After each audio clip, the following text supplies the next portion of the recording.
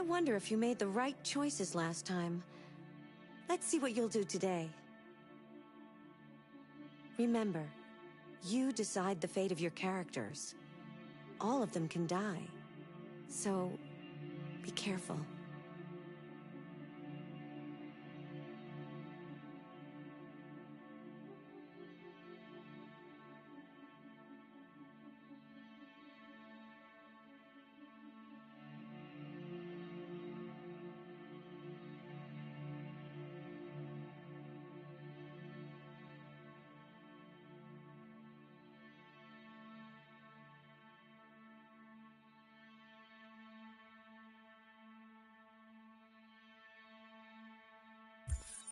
Wait!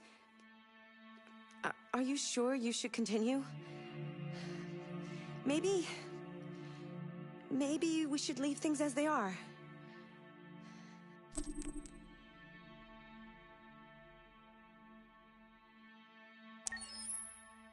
As you wish.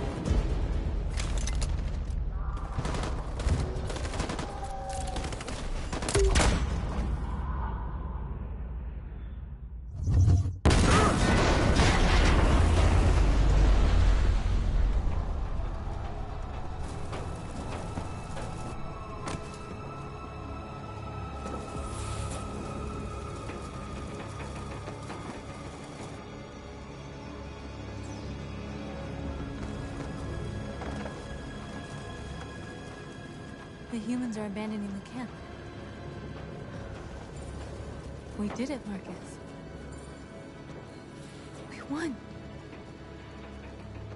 This is not a victory. It's the beginning of a war.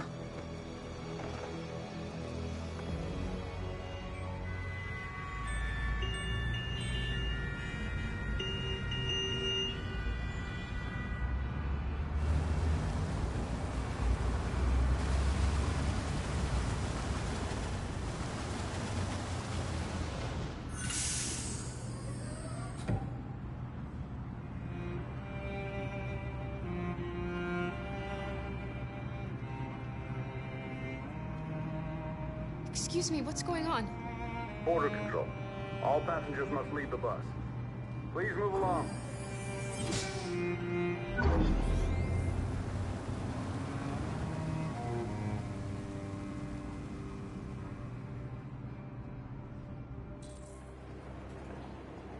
This way, please.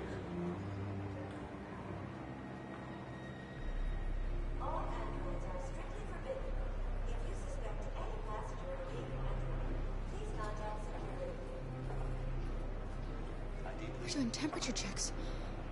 We're trapped. What are we gonna do, Kara? Don't worry, Alice. We'll be fine.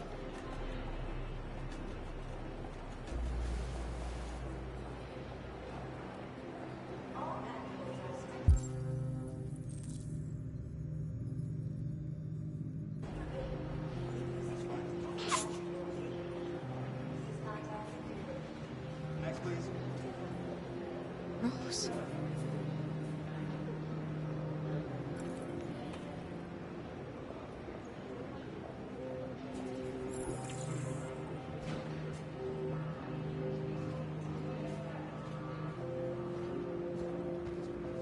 Where the hell do you think you're going?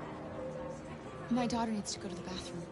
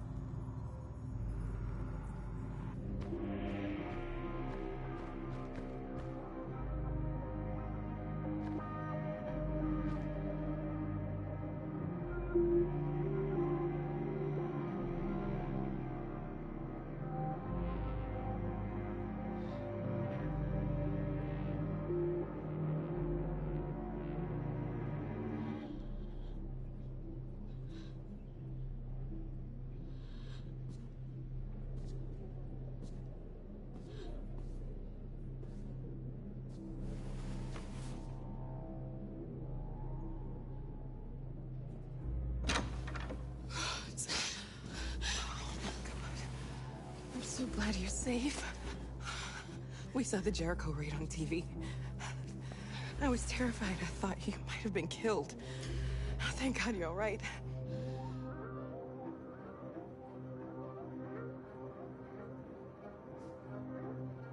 You gave me your brother's address. Do you think that I... Of course. He'd be delighted to have you. We're going there too. You'll be safe with him.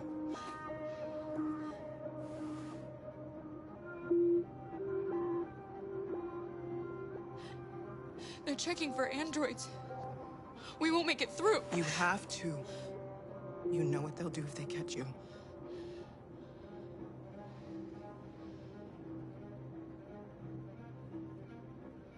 What's happening with Marcus? He's attacking one of the android camps as we speak. I don't know if he'll be successful, but violence only leads to violence. You're leaving Detroit? They're searching for androids door to door. We had to leave before someone turned us in. What about the others? They're crossing the river as we speak. Adam and I are gonna meet them on the other side. Rose. If anything should happen... I'll be there, Kara.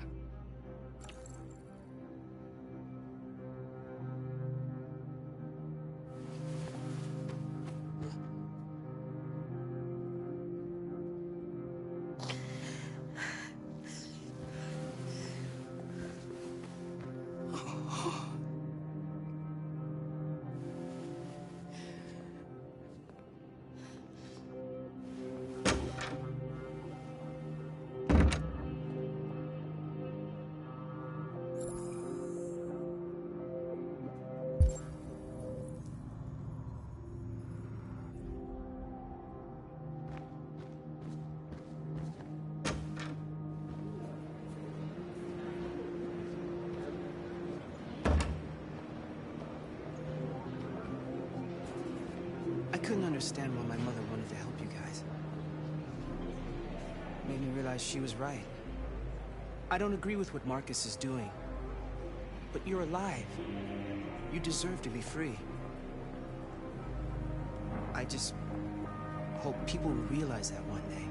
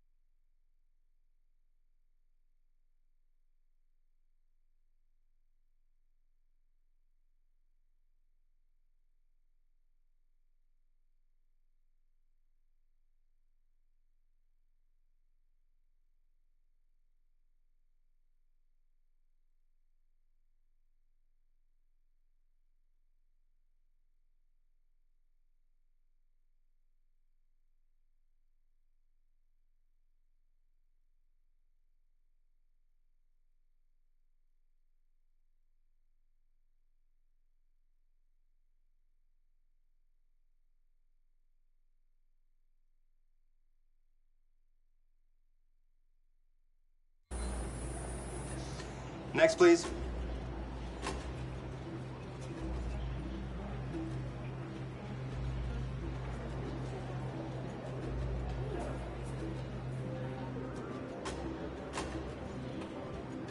ID, please.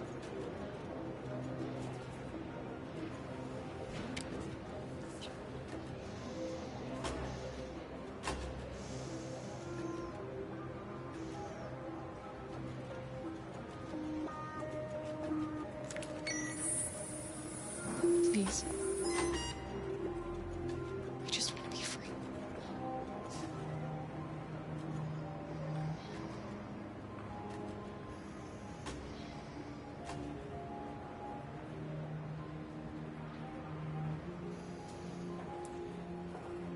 They're androids. On your knees!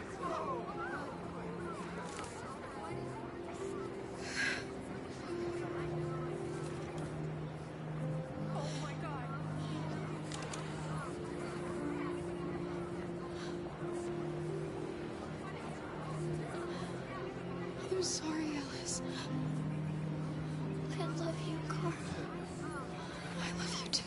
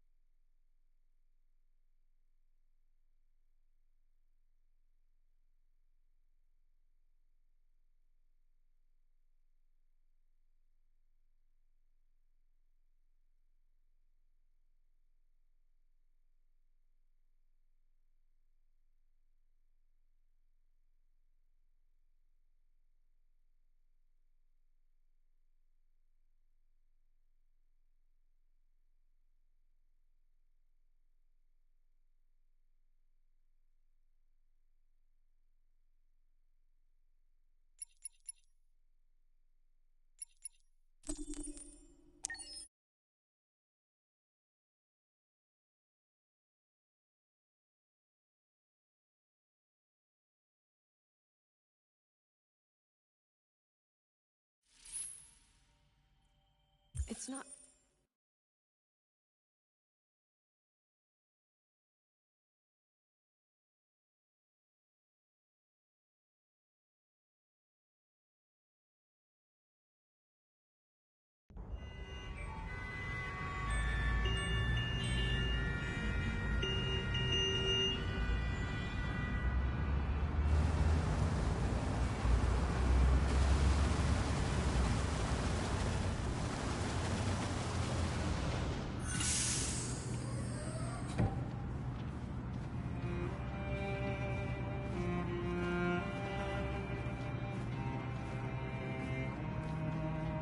Excuse me, what's going on? Border control. All passengers must leave the bus. Please move along.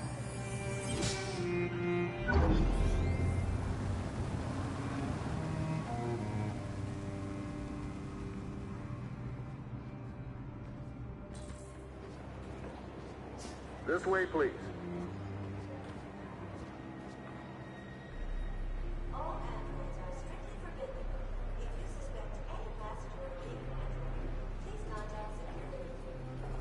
ID, please. We're doing temperature checks. We're trapped. What are we gonna do, Kara? Don't worry, Alice. We'll be fine.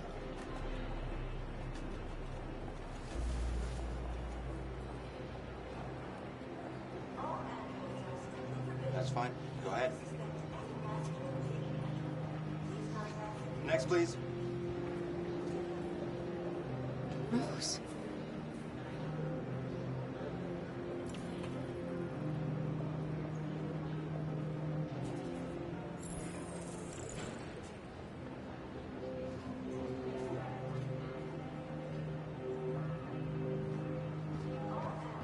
Where the hell do you think you're going? My daughter needs to go to the bathroom.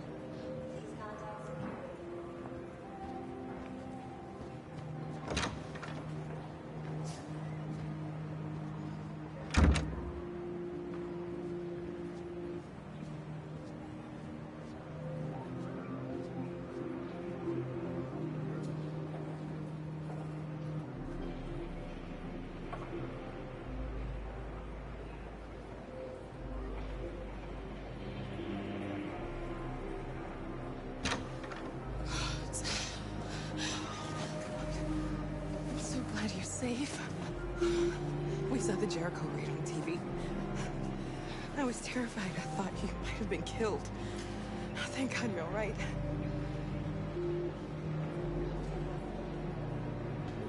What's happening with Marcus?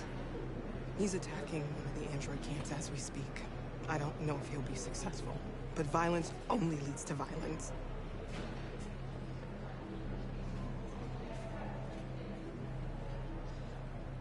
Rose.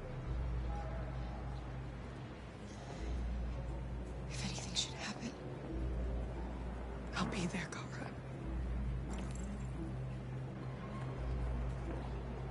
you gave me your brother's address. Do you think that Of course. He'd be delighted to have you. We're going there too. You'll be safe with him.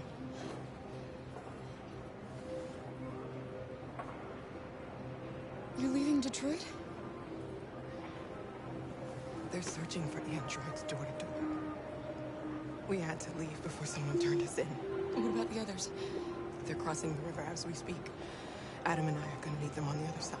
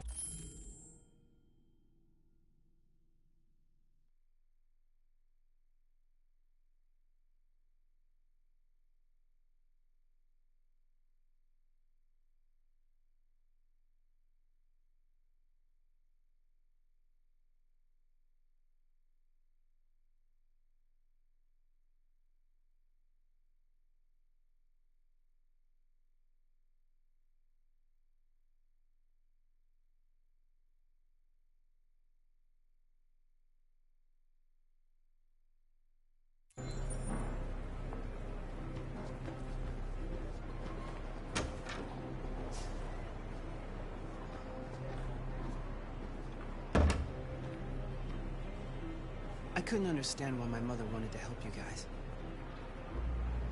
Made me realize she was right. I don't agree with what Marcus is doing. But you're alive. You deserve to be free. I just hope people will realize that one day.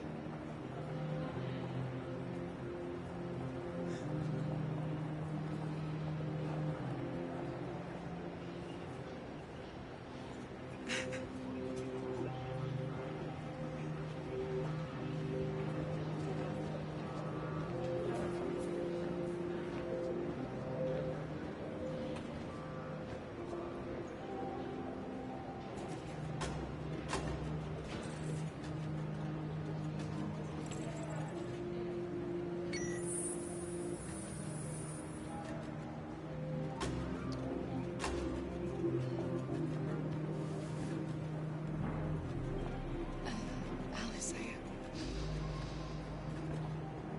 I can't go any farther with you. What? But I know I promised I would never leave you. But things didn't turn out like that. please, please don't leave me. There's no other way, Alice. Listen, I want you to go with Rose. She'll give you the life I never could.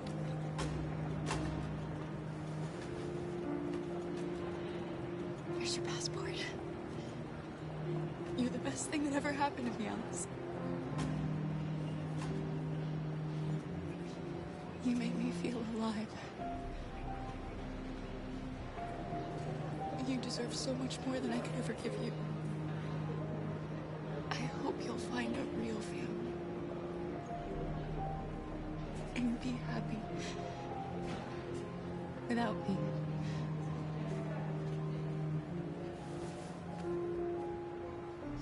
I love you.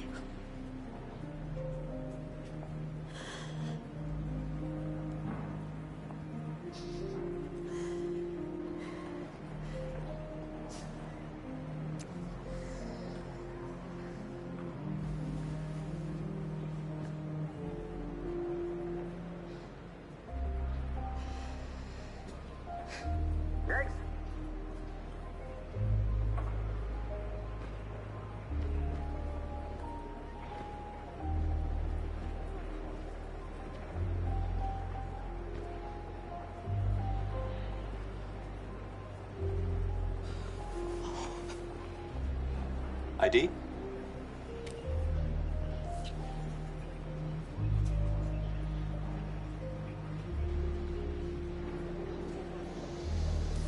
Hold still, please.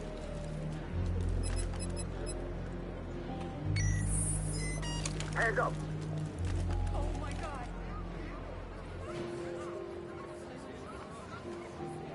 On your knees now.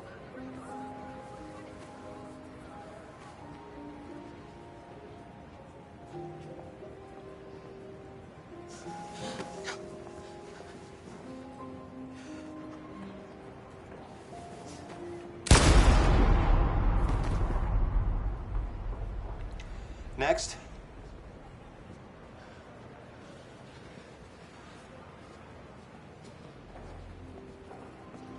ID?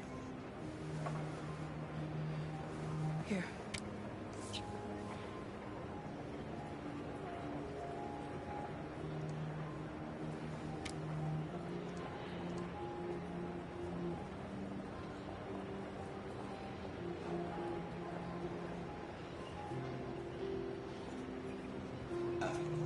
Welcome to Canada.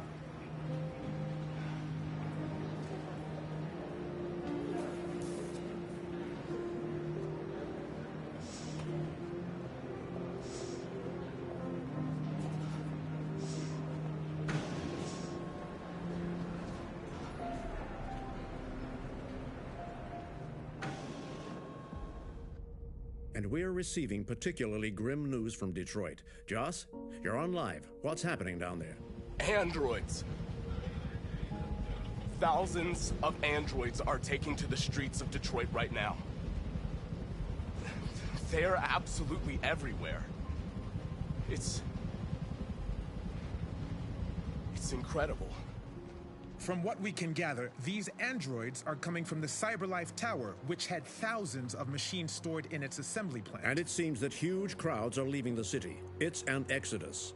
Much of Detroit's population are trying to escape the fighting however they can. It's a disaster. An unprecedented disaster. For the first time in history, a U.S. city is falling into enemy hands. Today, November 11th, 2038, several million androids invaded the city of Detroit.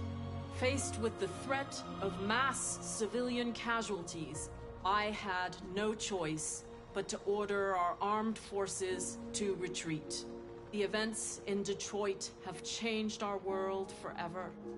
Humanity must face a new reality, the emergence of another intelligent life form with whom we must share this planet.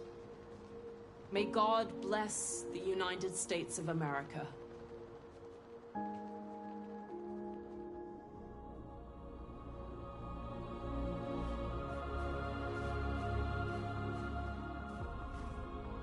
You did it, Marcus. We did it. This is a great day for our people. Humans will have no choice now. They'll have to listen to us.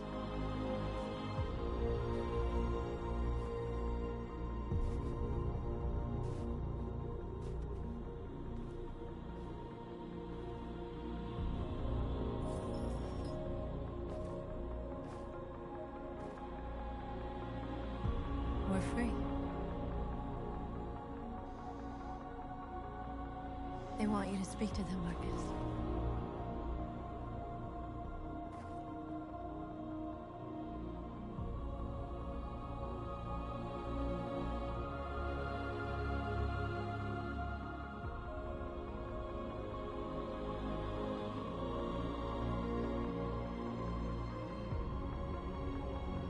Today, our people finally emerged from a long night.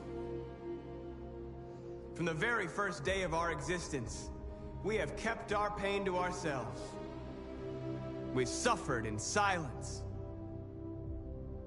But now the time has come for us to raise our heads up and tell humans who we really are.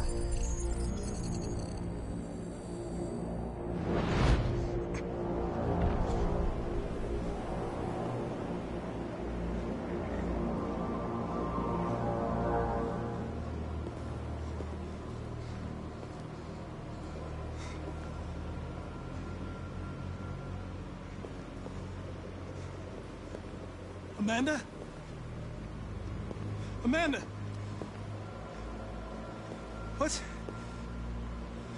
What's happening? What was planned from the very beginning? You were compromised and you became a deviant. We just had to wait for the right moment to resume control of your program. Resume control? You can't do that! I'm afraid I can, Connor. Don't have any regrets. You did what you were designed to do. You accomplished your mission. Amanda!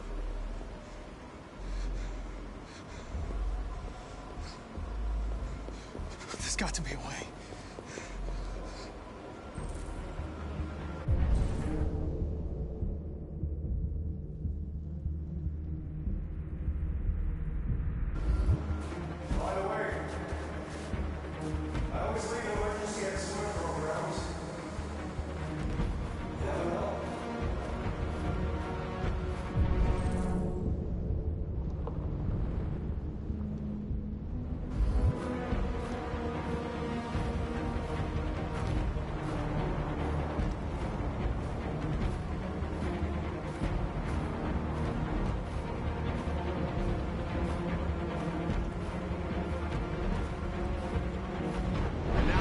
Come for us to raise our heads up and tell humans who we really are.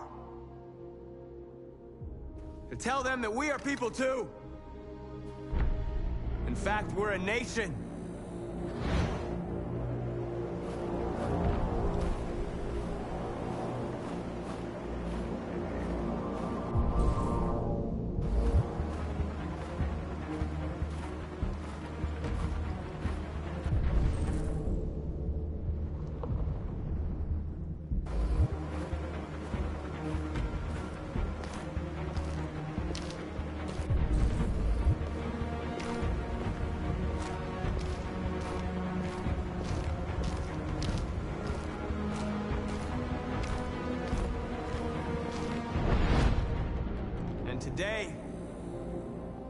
Today begins the most challenging moment in our fight.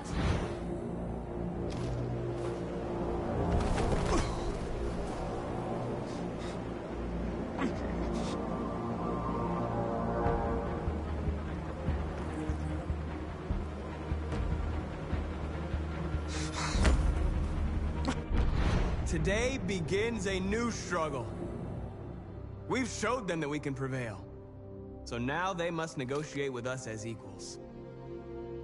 If they really want peace, they must free all of us from every camp across this country.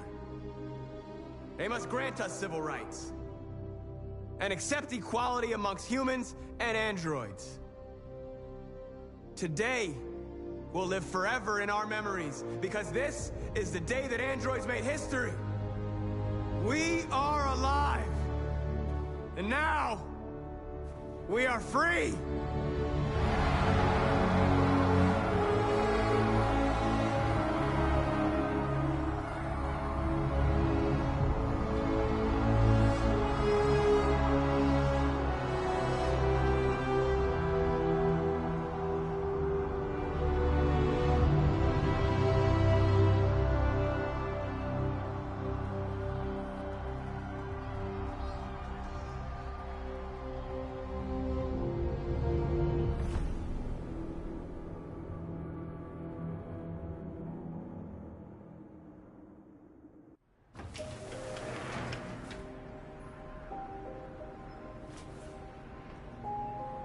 We made it, Alice. You're safe now.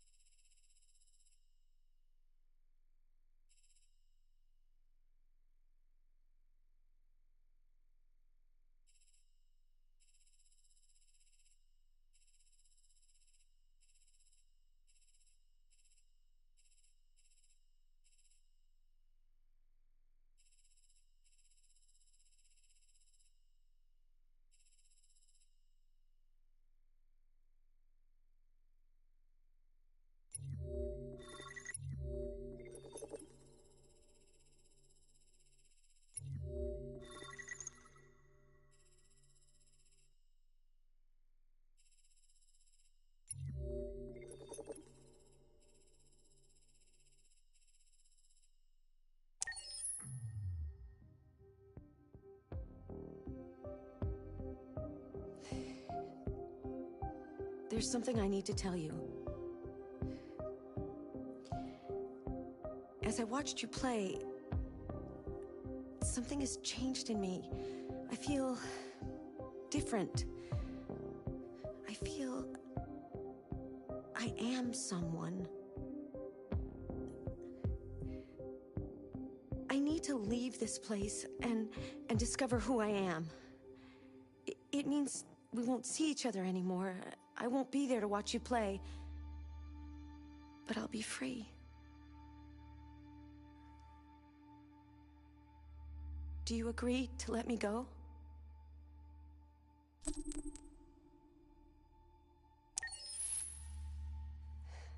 I'll never forget what you've done for me.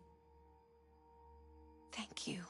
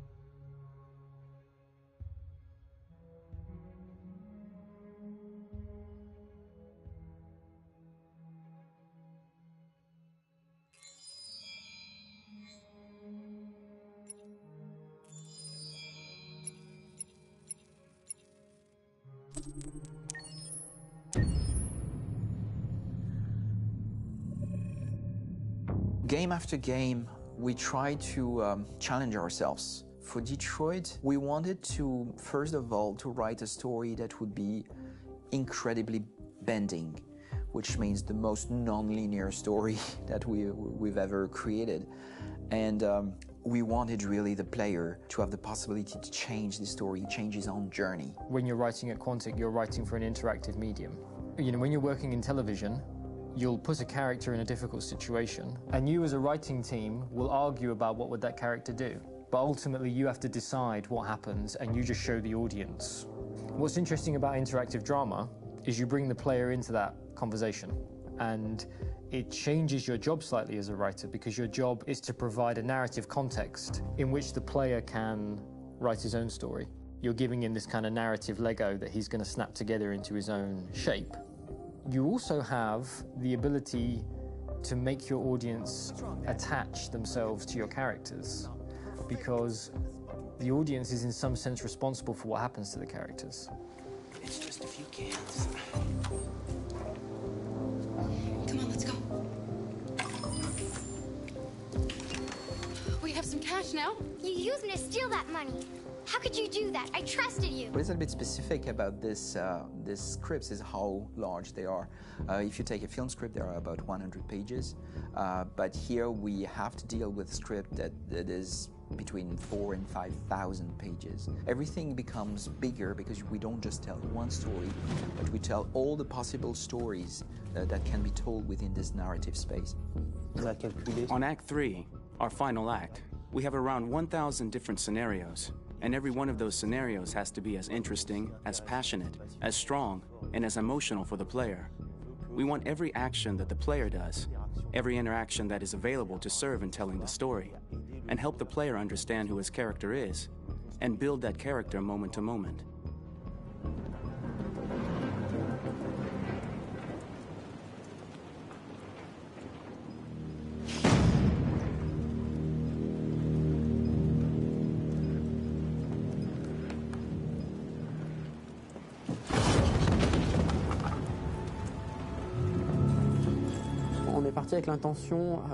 We started with the intention pretty early on that we would never lie to the player.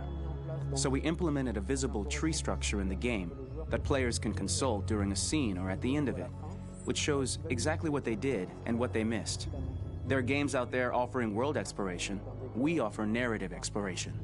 You know, keeping control of such a wide and large story is a huge challenge. So same thing when you shoot with actors, because you will need to shoot many different versions of each dialogue, of each scene. For actors, it's a huge, huge challenge. Because of the style of the game, you have so many different ways that the character can go.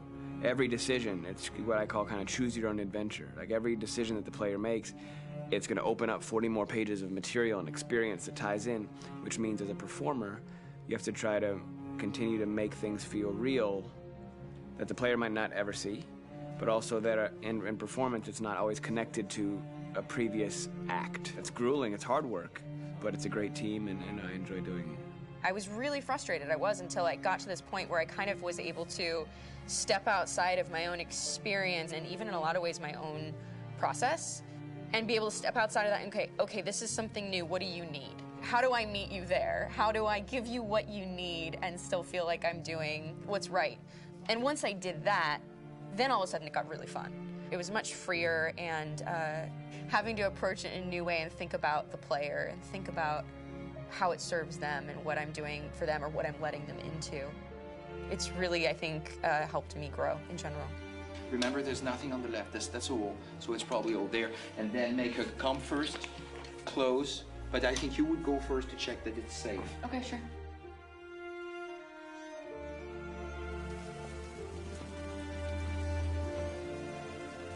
The most enjoyable thing about working in performance capture on this kind of project is that if I shot a film, I would get to do one of these endings. I get to do so many different things as Connor. Your head goes all over the place because you're trying to keep track of basically 4 different storylines for each different response. What's the name of my dog? Buddy? Scout. I think it's Jack. I can't remember. So I worked with physicality a lot because it was a good way to anchor myself in these different rings of the tree. As the story grows out, I know where that is physically in my body, and then I can switch more continually on set, and it'll be entirely up to the player to determine what order those things come out and what they look like from a distance. Like if you're playing through it, the culmination of all of that will be their version of Connor. I'm faster than you, and I don't feel pain. You don't stand a chance against me. Listen, asshole. If it was up to me, I'd throw the lot of you in a dumpster and light a match to it. Shooting action scenes at Quantic Dream is a real challenge, because these are scenes where the storytelling has to continue. It's not an action scene just to have a dose of adrenaline. The stunts have huge consequences on the rest of the story. It's really a moment where we implicate the player and tell him that the choices he makes during an action scene will have a direct impact on the evolution of his story. My biggest challenge on Detroit has been managing the large number of animations that we received from motion capture. Detroit features more than 37,000 animations, which is a huge amount to handle on a daily basis. You have to realize that the player, in his first playthrough, will miss certain scenes. This also means that we had to think of, conceive, and produce all the potential story paths. The characters' costumes, the places, day or night, the weather. Did the character get shot in the shoulder? Did he get injured?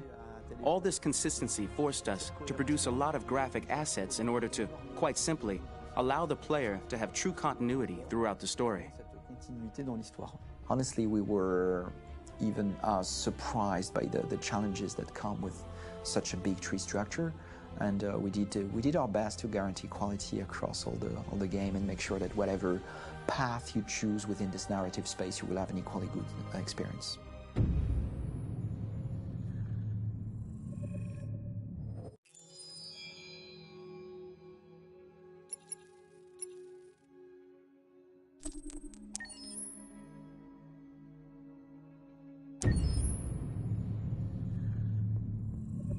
Detroit Become Human was produced over a period of 4 years. Here in Paris, we have a team of about 180 people, and to that, we need to add also all the outsourcing with our partners in the Philippines, in China, Vietnam, and in India. So when we started working on this story, I had to imagine where Kara was built. And for whatever reason, the city of Detroit came very quickly to my mind because it had already an incredible story by itself of history and themes. So we traveled there with the team, and we were really moved by what we saw, and we could really feel the desire to fight and really be born again. And we just continued this curve, this growth, and just imagine what Detroit would be like if the android industry was, using these huge factories to build androids there. A very strong element in Detroit is that there's a lot of industrial wasteland and a lot of nature too, and for us, the graphic designers, it was an incredible playground. The destroyed zones which we wanted to preserve, we appropriated them to turn into something else. Then in the areas that needed to be rebuilt, we were able to imagine our Detroit of the future. We didn't want to make a science fiction universe, but a world of anticipation. If we chose science fiction, we could have imagined flying cars, extraterrestrials, but those things are very far from our current everyday life. Anticipation is more about gleaning from our contemporary reality, the one we know, because Detroit is set in 2038, and 2038 is tomorrow. The difficulty we had was sticking to reality. That is to say, technology becoming more and more invisible, a lot more elegant, and at the same time, making it visual. So all the computer equipment, autonomous cars, we simply had to invent. They are in fact very technological objects, but at the same time remain very credible and ingrained in reality. To create a cohesive universe in the fashion and clothing of the human characters in 2038, I didn't want to put an accent on strange shapes, or really vibrant colors, and things we wouldn't know. That I wanted to keep for the androids. The goal was to create something familiar which we can identify with in this future setting. Working on the artistic direction for the androids was a bit special because this is a project about the place they could occupy in the human world. It was out of the question for them to be too beautiful or too perfect. They had to correspond to every social class, rich and poor. Inspired by everyday utilitarian clothes, I brought a modern touch by adding dynamic display surfaces, the armband we can see on the side, the triangle on the front and back, an LED. Like that, there's no confusion. Wait. You're sending an android? All right, ma'am. We need to go. You can't do that. Why aren't you sending a real person? Once we cast the actors, we travel to meet them in order to scan their faces. We record the structure of their face with the scan. And we record the colors and patches of skin with photography. Once we have this information, we will use this as a basis for modeling and creating the characters. The artist will make it more realistic, but will also enrich it. He will propose ideas which we will develop together. Finally, we will have a character with character who corresponds to the project and the world. When the actors come to Quantic Dream, we show them the design, what their image will be, and what they will look like in the game. This extra information gives them another dimension and color to connect with emotionally.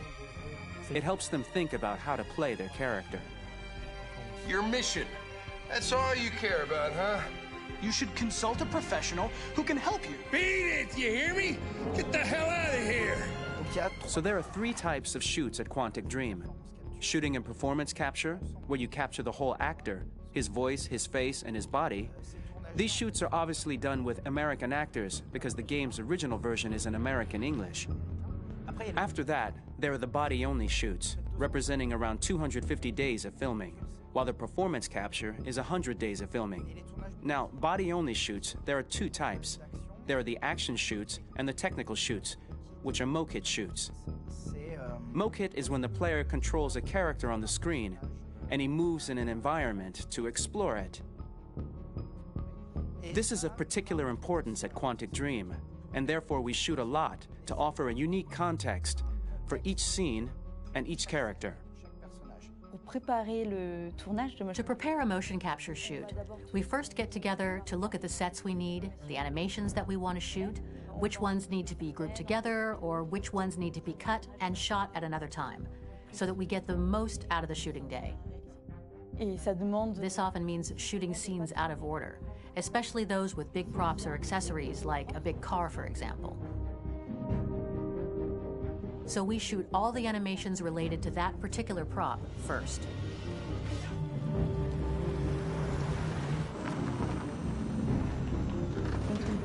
The biggest challenge for the mocap team was shooting a Spider-Man mokit. We had to build a wall and attach an actor to a harness with cables so we could pull him up and render him climbing.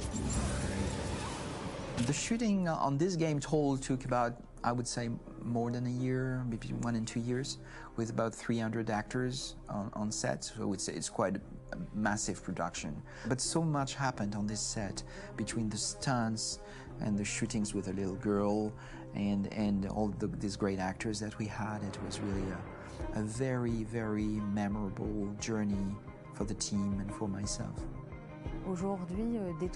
Today, Detroit has over 37,000 animations. When we retrieve the motion capture data, it's just a cloud of points, which represent all the markers worn by the actors.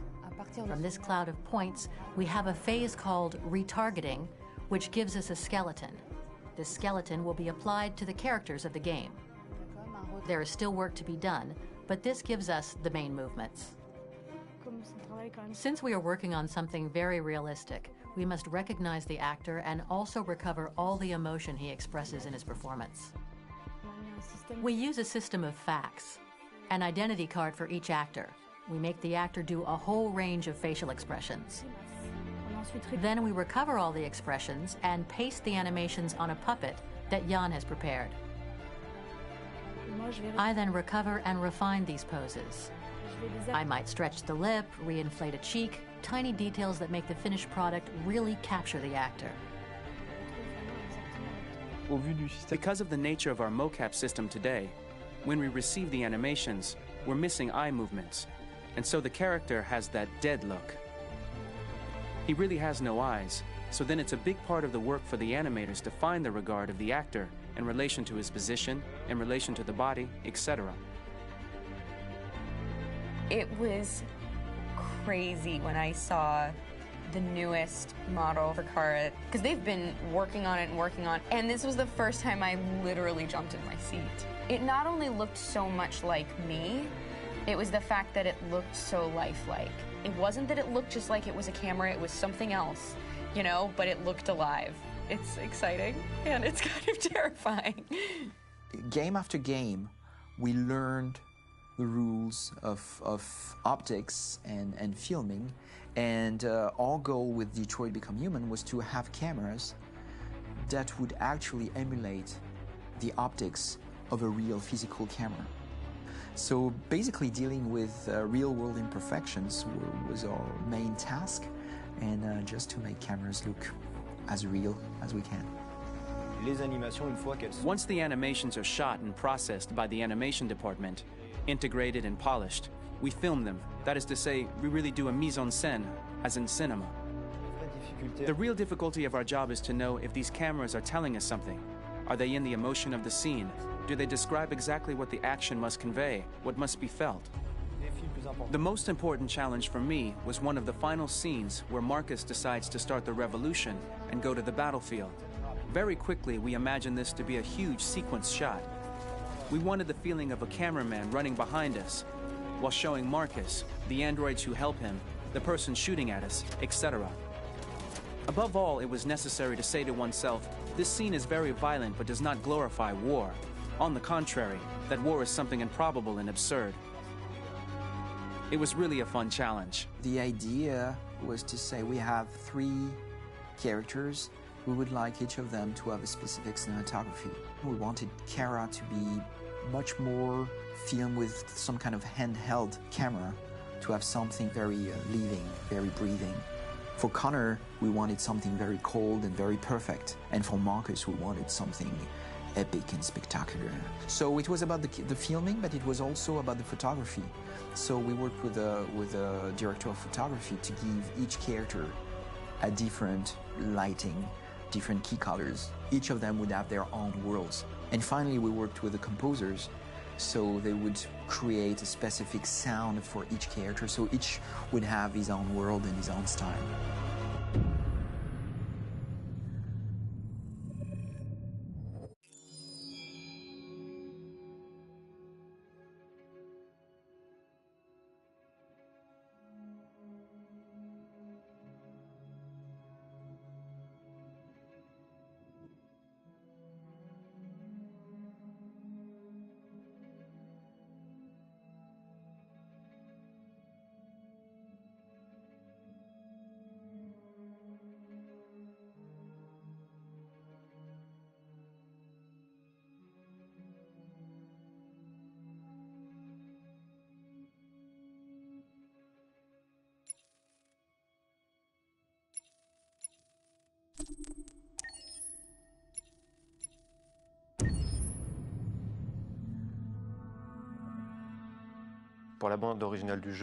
For the soundtrack of the game, we tried to be very close to what is done in film.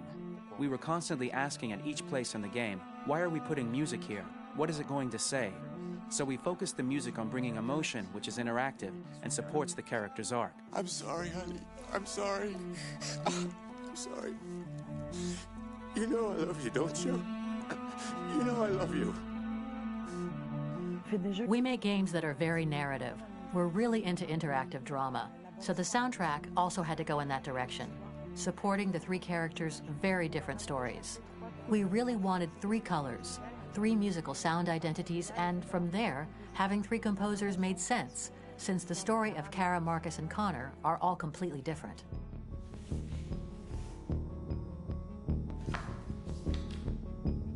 You recognize him? It's Carlos Ortiz. For Connor, we wanted a soundtrack that could be very cold and very mechanical, very machine-esque somehow. For Kara, we wanted a soundtrack that would be very moving and emotional. It was about the quest for identity, but it was also a journey about love and empathy. And for Marcus, we wanted something epic, something that would really represent the grand aspect of his quest. And we were very fortunate to find 3 incredibly talented composers, and working with them has been a dream, honestly.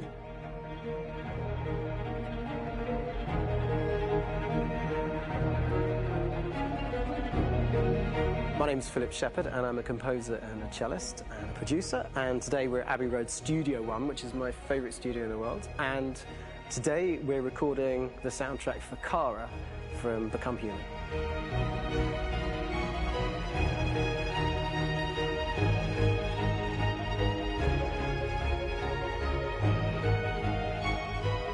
So when I compose a big project, I often travel just to kind of get out, and get some fresh air and some inspiration.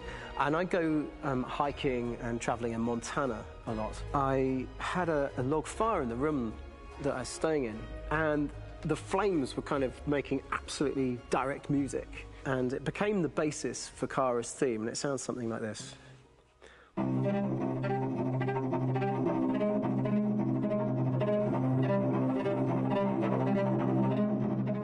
Now, over the top of that, I found a little theme that just seemed to fit over the top, which is taking Kara's name, Kara, and just using like a two-syllable motif, and it sounds like this.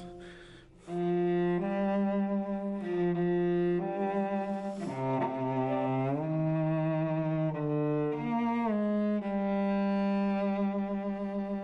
going to pull through this, Alice. As long as we're together, nothing can hurt us.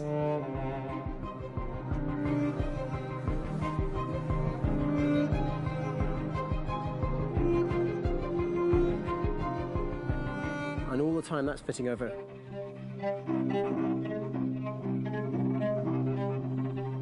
So it kind of works in lots of levels. And in fact, every single theme in the score has one of those elements built into it, and it becomes sort of the DNA of every single tune.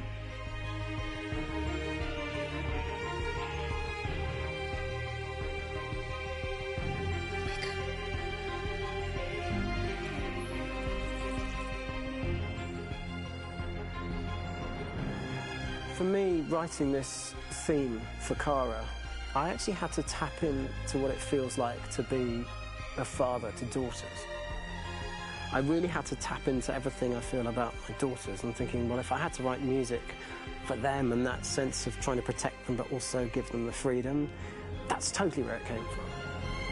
Because each composer has been given the sort of narrative responsibility for very different characters, I haven't had to sort of go into other styles. I can actually be very loyal to this particular character and sort of hopefully encapsulate her.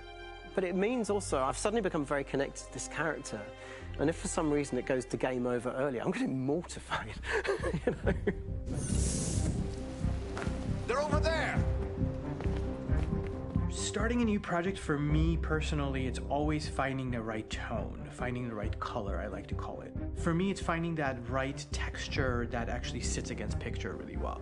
One of the biggest things is I created custom instruments for Connor.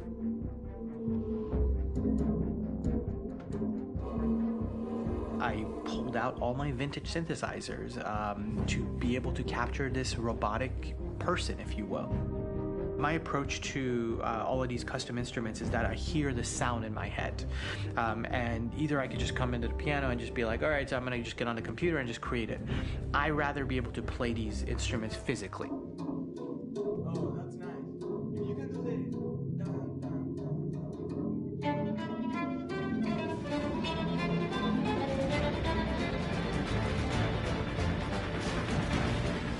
As soon as you see Connor the first time, there is a really interesting thematic idea that you hear, and that's just made out of a Moog synthesizer, but completely manipulated in multiple ways. And it's robotic. It has a little bit of an emotional to it. He's on his mission, so you feel that as well. So it just kind of gives you that cold, motionless, with a mission in hand that you kind of feel throughout the whole thing.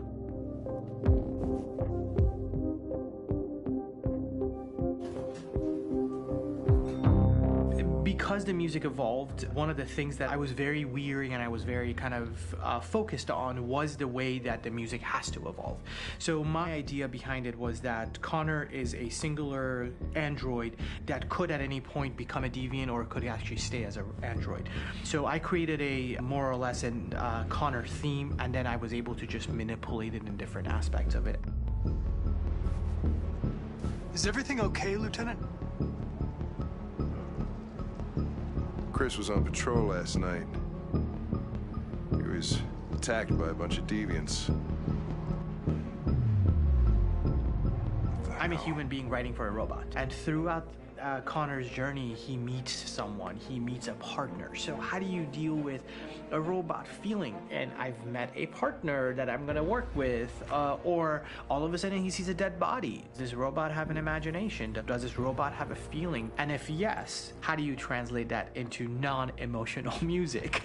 So it basically at any point I was just like, I can't do this, and then I just do it. Property was damaged and fires continued to rage in several major districts across the city. Some people are asking, have androids become a threat to our security? When I first started really digging in on Marcus, the one thing that I really tried to capture was the transformation process. You know, Marcus is this android that evolves over the course of the game and really goes from kind of figuring out that he's more than just an android. You know, he's starting to develop kind of a human soul in a way. Try to imagine something that doesn't exist, something you've never seen. Now concentrate on how it makes you feel and let your hand drift across the canvas. The other side of Marcus that I really latched onto was that he almost became a savior for a lot of the other androids in the game. So when I started developing the theme for Marcus, I really made it like a church hymn.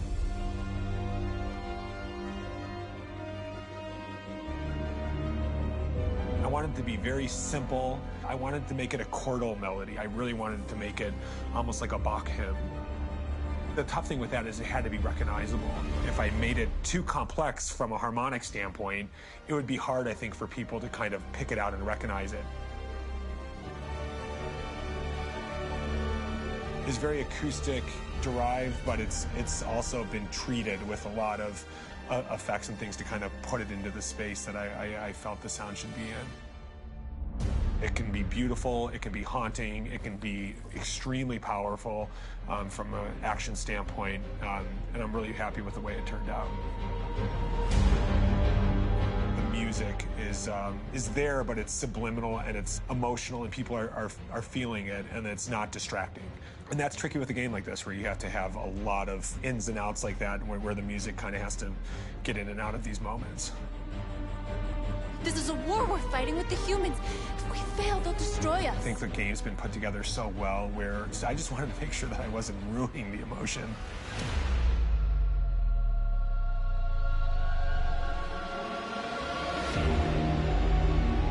I gotta be honest, when we first started on this path, I said, oh man, this could be pretty messy, you know? I mean, it could feel disconnected, but I mean, it's amazing how they really guided us and got us to really kind of all be in the same world, but at the same time feeling completely different. So it's really gonna stand out and kind of be one of those games where people are really gonna notice the music and kind of how it was crafted, and, you know, and all the hard work that went into being able to pull it off in a graceful way.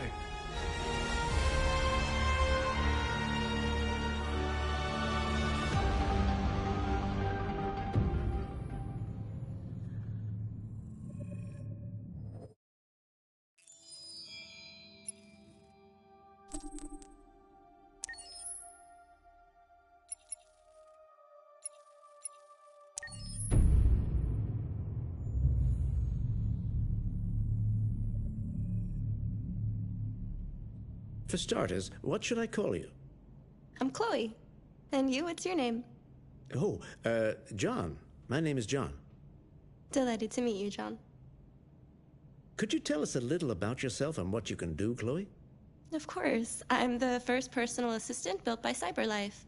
I take care of most everyday tasks like cooking, housework, or managing your appointments, for example. And I understand you're the first android to have passed the Turing test. Could you tell us a little more about that?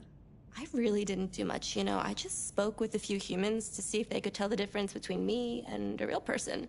It was a really interesting experience. But this is the first time in history that man has created a machine more intelligent than himself. I gather your brain can perform several billion operations per second, is that right?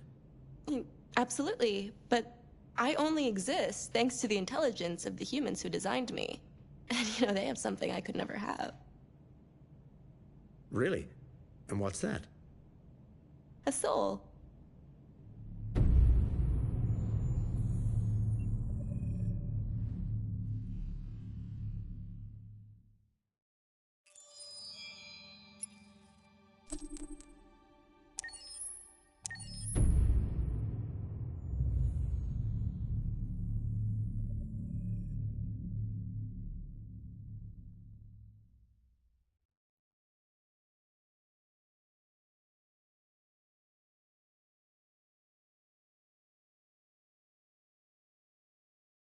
Hold on just a little while longer. Hold on just a little while longer. Hold on just a little while longer.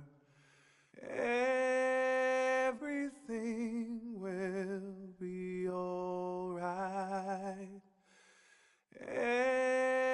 Everything will be alright.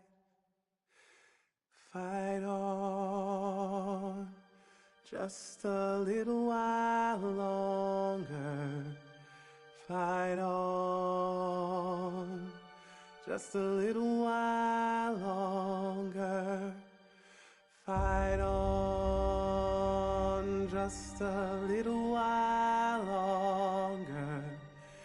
Everything will be alright. Everything will be alright. We will sing on just a little while longer. Sing on just a little while longer. Sing on just a little while longer. Everything will be alright.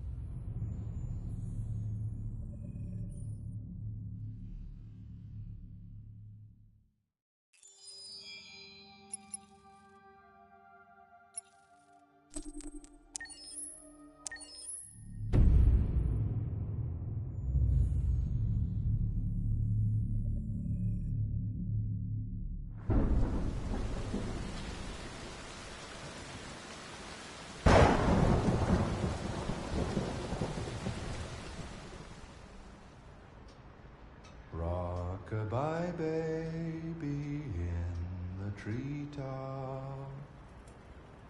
When the wind blows, the cradle will rock.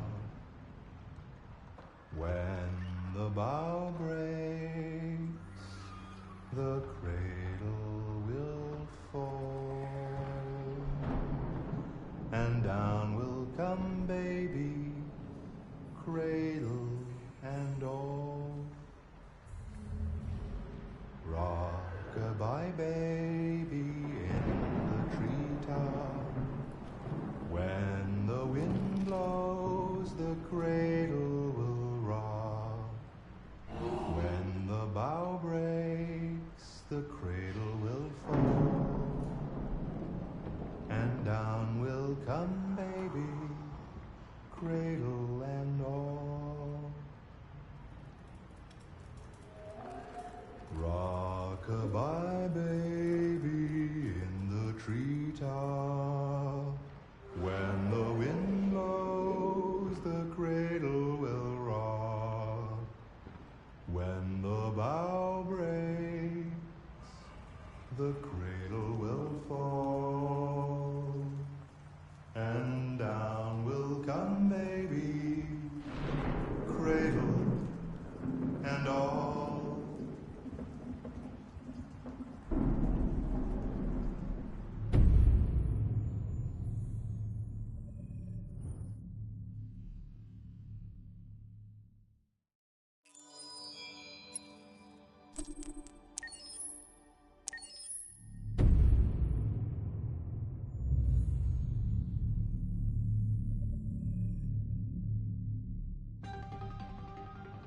In the space of a few years, androids have completely transformed the world in which we live. By letting androids into our homes and factories, the CyberLife company has made them everyday technology. The founder of CyberLife, Elijah Kamsky, is a very discreet man.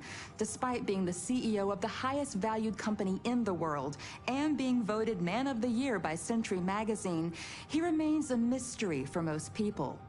That's why we at KNC are so excited to be here as CyberLife opens its doors for the first time. Elijah Kamsky, could you please tell us where we are? Certainly, and welcome. We're currently in CyberLife's production center in Detroit, where all models are designed and manufactured. More than 10,000 androids come off the production line every day. Fascinating. Could you tell us what your goal was when you founded CyberLife? Well, I simply wanted to use technology to carry out all of our most annoying and repetitive tasks, so we'd have more time to enjoy life. I imagine you must have faced many challenges. Yes, there were technical challenges, but the hardest thing was to design an object that we would want to welcome into our homes. We had to imagine a machine in our own image that resembles us in every way, that moves, breathes, blinks like us, but yet is smarter and more capable than any human being. Let me show you around. We're here in Production Unit 4. Could you explain in a few words how the androids are made? Sure, yeah, it's very simple. We use machines to manufacture machines. The removable parts are assembled on a production line, and then we apply a synthetic skin to the whole body. A human operator checks the cognitive abilities with a pre-established protocol, and finally, the android is conditioned and sent out throughout the country. Here's the result. Say something. Hello. I am a RZ400 model. How can I be of service? You can go now.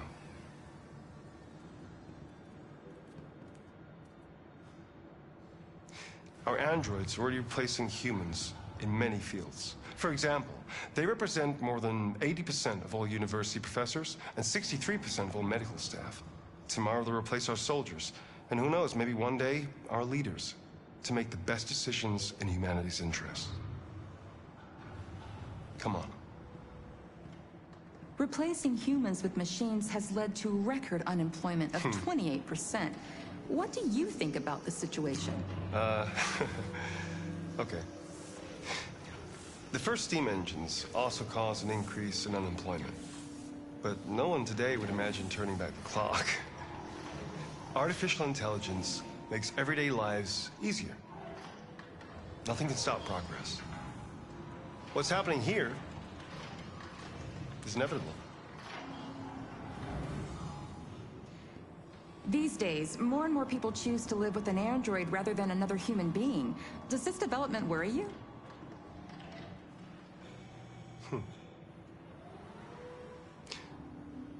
Everything's much easier with an android.